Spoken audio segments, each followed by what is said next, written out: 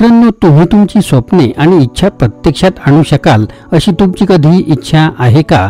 तिथेच प्रकटतेची शक्ती येते. प्रकटीकरण ही केंद्रित ऊर्जा आणि विश्वासाद्वारे तुमची विचार आणि हेतू प्रत्यक्षात बदलण्याची प्रक्रिया आहे. यात सजग राहणे आणि सकारात्मक आणि परिपूर्ण जीवन निर्माण करण्यासाठी आत्मचिंतनाचा सराव करणे हे समाविष्ट असते. या प्रवासात तुम्हाला मदत करणारे एक शक्तिशाली साधन म्हणजे तुमचे प्रकटीकरण जनरल. मॅनिफेस्टेशन जनरल काय आहे, ते कसे वापरावे आणि वैयक्तिक वाढ आणि सुधारित नातेसंबंधांच्या मार्गावर जाण्यासाठी महत्त्वाच्या टिप्स मी तुम्हाला इथे देणार आहे.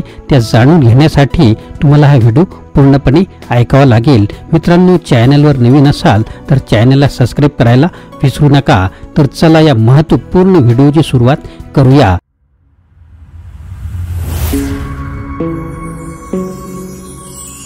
नमस्कार मित्रांनो, माझे नाव आनंद आहे आणि मराठी आनंद यूट्यूब चॅनलमध्ये आपणा सर्वांचे स्वागत आहे. प्रकटीकरण आणि आकर्षणाचा कायदा या जवळून गुंफलेल्या संकल्पना आहेत. या दोन्ही आपले विचार, विश्वास आणि हेतूंद्वारे आपल्या जीवनात सकारात्मक अनुभव आकर्षित करण्याच्या कल्पनेभोवती फिरत असतात.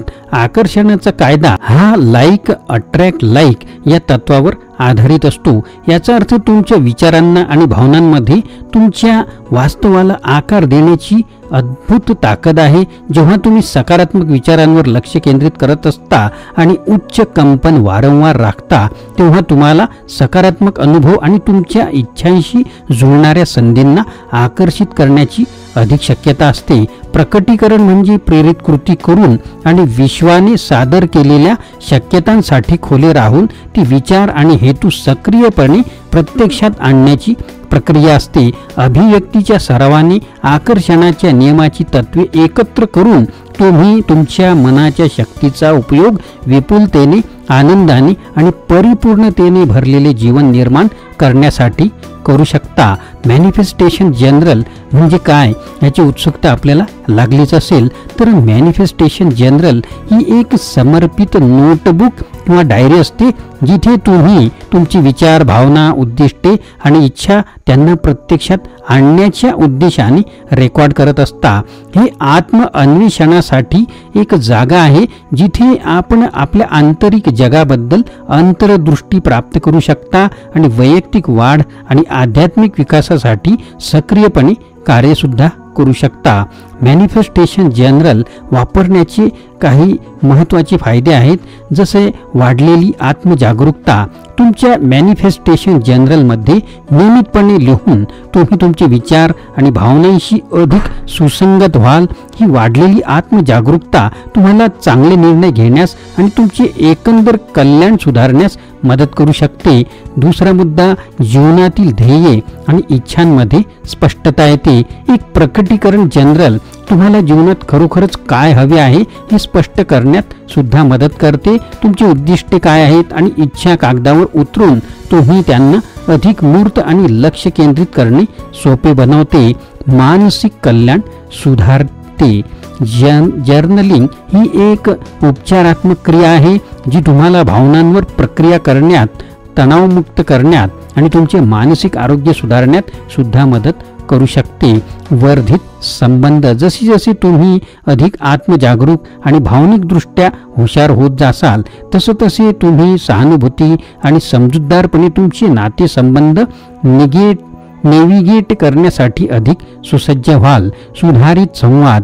जर्नलिंग तुम्हाला तुमची विचार आणि भावना स्पष्टपणे आणि प्रभावीपणे व्यक्त करण्यास प्रोत्साहित करून एक चांगला संवादक बनण्यास मदत करू शकते.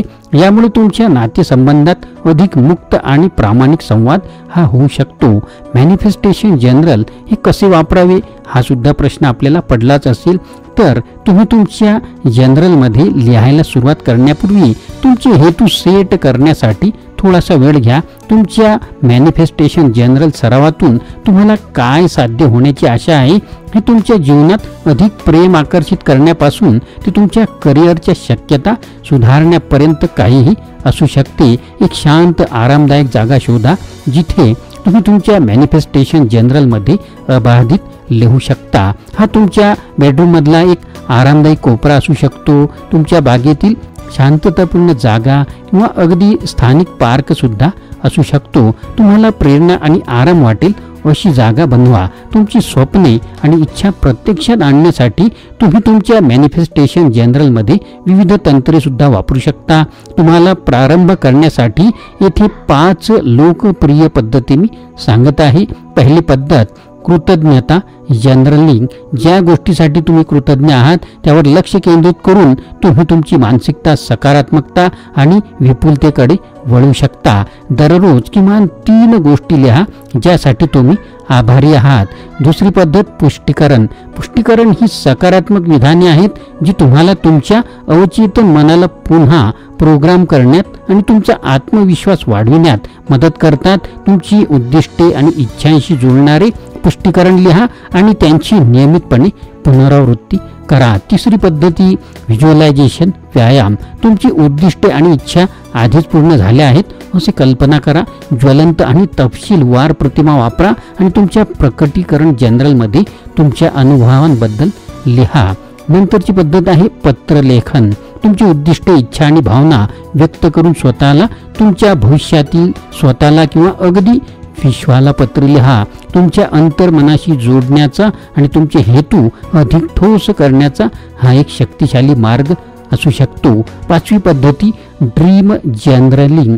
तुमची स्वप्ने रेकॉर्ड करा आणि तुमच्या इच्छा आणि आकांक्षांबद्दल अंतर्दृष्टी देऊ शकतील अशा कोणत्याही आवर्ती थीम किंवा संदेश शोधा. तर तुमच्या मॅनिफेस्टेशन जनरलसह प्रारंभ करण्यासाठी अजून काही महत्त्वाची 10 मुद्दे मी सांगणार आहे. ते तुम्हाला अत्यंत शांतपणे ऐकून अंमलात आणायचे आहे. पहिला मुद्दा, तुमच्याशी प्रतिध्वनी करणारे जनरल निवडा. तुम्ही ज्या जनरलकडे आकर्षित झाला आहात ते निवडा. मग ते त्याची रचना, आकार किंवा कागदाच्या गुणवत्तेमुळे असो. तुम्हाला मनापासून आवडते असे जनरल असल्यामुळे तुम्हाला तुमच्या प्रकटीकरणाच्या सरावासाठी अधिक उत्साहित आणि वचनबद्ध बनवेल. दुसरा मुद्दा, रोजचा सराव करा. जेव्हा मॅनिफेस्टेशन जनरलिंगचा प्रश्न येतो तेव्हा सुसंगतता महत्त्वाची असते. आपल्या जनरलमध्ये दररोज लिहिण्याचे लक्ष ठेवा. जरी ते काही मिनिटासाठी असले तरीही हे तुम्हाला एक मजबूत सवय तयार करण्यास आणि गती राखण्यास मदत करेल. तिसरा मुद्दा, वास्तववादी आणि साध्य करण्यायोग्य ध्येय सेट करा. मोठी स्वप्ने पाहणे अत्यावश्यक असले तरी वास्तववादी आणि साध्य करण्यायोग्य उद्दिष्टे निश्चित करणे हे देखील अत्यंत महत्त्वाचे आहे. अशा प्रकारे तुम्ही प्रवृत्त राहाल आणि प्रगती करत असताना तुम्हाला सिद्धीची भावना जाणवेल. चौथा मुद्दा, तुमच्या नोंदीमध्ये विशिष्ट आणि तपशीलवार राहा. तुमची ध्येय आणि इच्छांबद्दल लिहिताना शक्य तितक्या विशिष्ट आणि तपशीलवार राहा. हे आपल्याला आपल्या इच्छित परिणामांची अधिक स्पष्टपणे कल्पना करण्यात आणि त्यांना अधिक मूर्त करण्यास मदत करेल. 5वा मुद्दा, कृतज्ञतेची वृत्ती जोपासा. कृतज्ञतेचा सराव हा तुमच्या जीवनात अधिक सकारात्मक अनुभव आकर्षित करण्याचा एक शक्तिशाली मार्ग आहे. आपण आपल्या प्रकटीकरण जनरलमध्ये लिहिताना आपण ज्या गोष्टीसाठी कृतज्ञ आहात आणि आपण केलेली प्रगती यावर सुद्धा लक्ष केंद्रित करा. 6वा मुद्दा, सकारात्मक पुष्टी वापरा. तुमच्या अवचेतन मनाला पुन्हा प्रोग्राम करण्यात मदत करण्यासाठी आणि तुमचा आत्मविश्वास वाढवण्यासाठी तुमच्या जनरलिंग प्रॅक्टिसमध्ये सकारात्मक पुष्टी समाविष्ट करा. तुमची उद्दिष्टे आणि इच्छांशी जुळणारे पुष्टीकरण लिहा आणि त्यांची नियमितपणे पुनरावृत्ती सुद्धा करा. 7वा मुद्दा, वाढ आणि बदलासाठी जागा द्या. तुमची ध्येय आणि इच्छा कालांतराने विकसित होऊ शकतात. या कल्पनेसाठी मोकळे राहा. आवश्यकतेनुसार आपल्या हेतूंचे पुनर्मूल्यांकन आणि समायोजित करण्यासाठी स्वतःला लवचिकता द्या. नंतरचा मुद्दा, तुमच्या प्रगतीवर नियमितपणे विचार करा. तुमच्या मॅनिफेस्टेशन जनरलच्या नोंदीचे पुनरावलोकन करण्यासाठी थोडासा वेळ काढा आणि तुम्ही केलेल्या प्रगतीवर विचार करा. हे तुम्हाला नमुने ओळखण्यात, अंतर्दृष्टी मिळवण्यात आणि तुमच्या ध्येयासाठी कार्य करत राहण्यासाठी प्रेरित करण्यास मदत करू शकते. 9वा मुद्दा, तुमचा प्रवास विश्वासू मित्र किंवा गुरुसोबत शेअर करा. तुमचा प्रकट प्रवास शेअर करण्यासाठी कोणीतरी असणं हे अविश्वसनीयपणे उपयुक्त आणि प्रेरणादायी सुद्धा असू शकते.